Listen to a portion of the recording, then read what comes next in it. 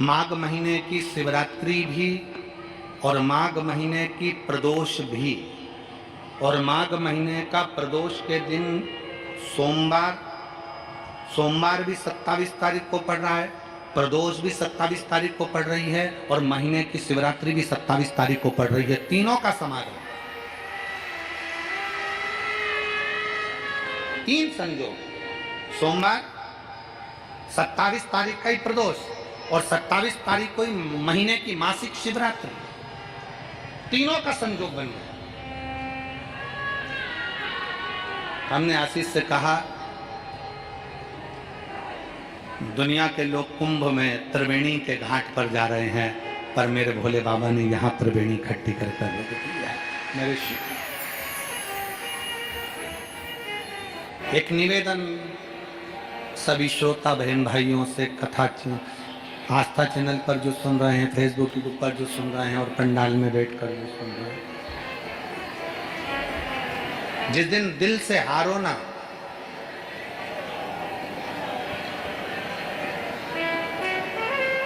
थोड़ी तकलीफों में अगर घिर जाओ, तकलीफें आ जाए, कष्ट आ जाए, तकलीफें जिस दिन तुम्हारे भीतर बहुत ज्यादा मात्रा में आ जाए, उस दिन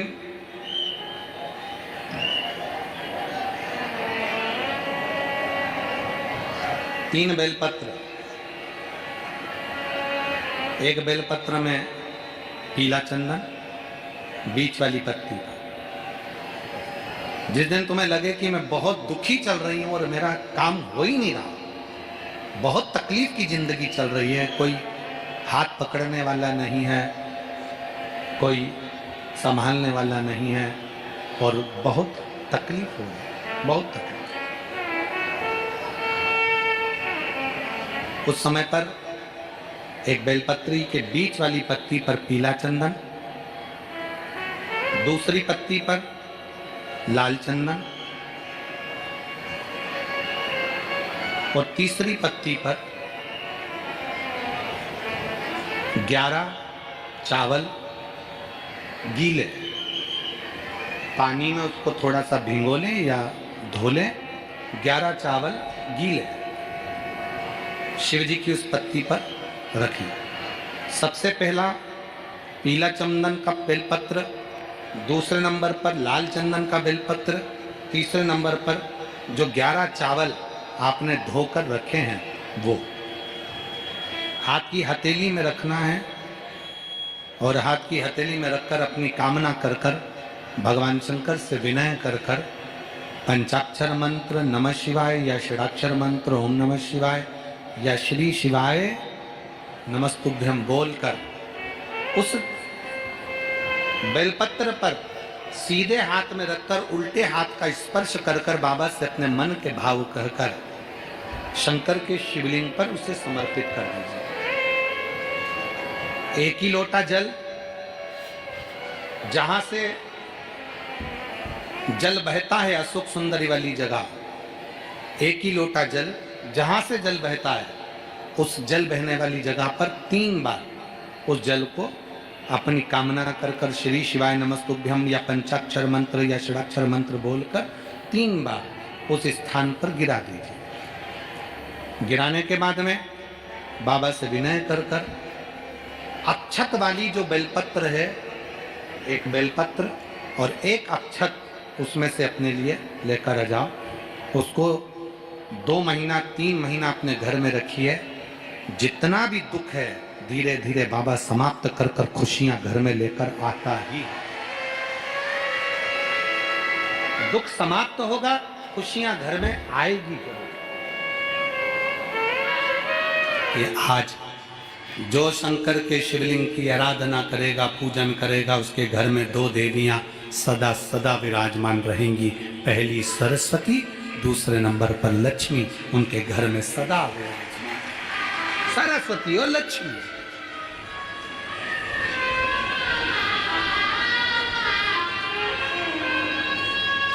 एक देवी का फूल होता है, शायद मुझे उम्मीद है कि आप सब जानते होंगे।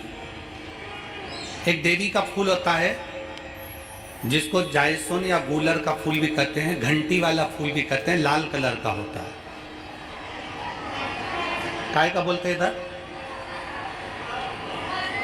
गुड़ल, गुड़ल का फूल, जायसवान का फूल लाल कलर का होता है, जिसमें घंटी निकली रहती है छोटी सी, उसमें पीले पीले पीले पीले ताने रहते।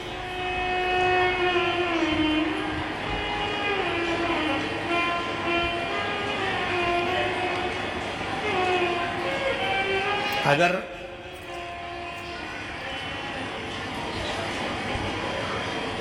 मान लो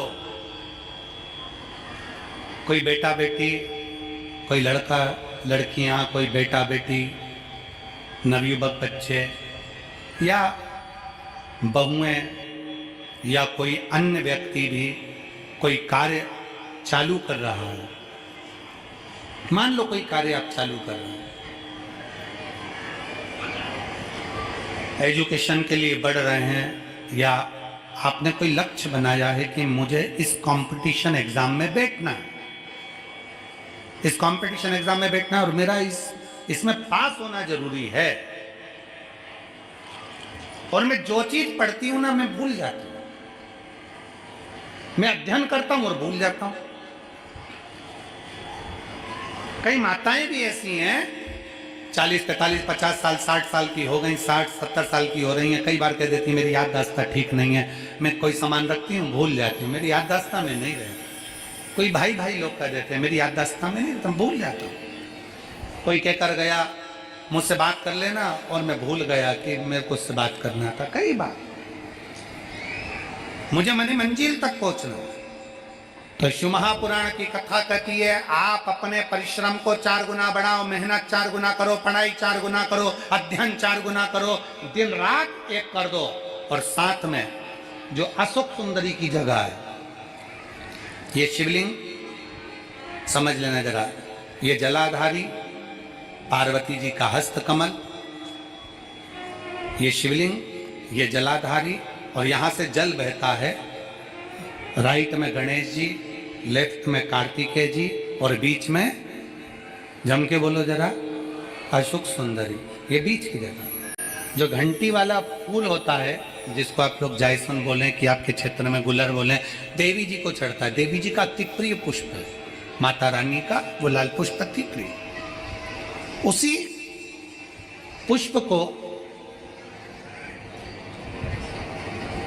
ये बेलपत्र की जो डंडी होती है, बेलपत्र की जो डंडी का भाग होता है, उस घंटी का भाग उसी डंडी की ओर होना चाहिए। जैसे फूल की जो अंदर की घंटी जो निकली हुई है उसका भाग ऐसा डंडी की ओर होना चाहिए। मतलब आपको बेलपत्री पर ये फूल को इस तरह से रखना पड़ेगा, मतलब उसका जो घंटी का भाग है, हाँ लाइए फूल लाओ, जेरा फूल मिल गया हो,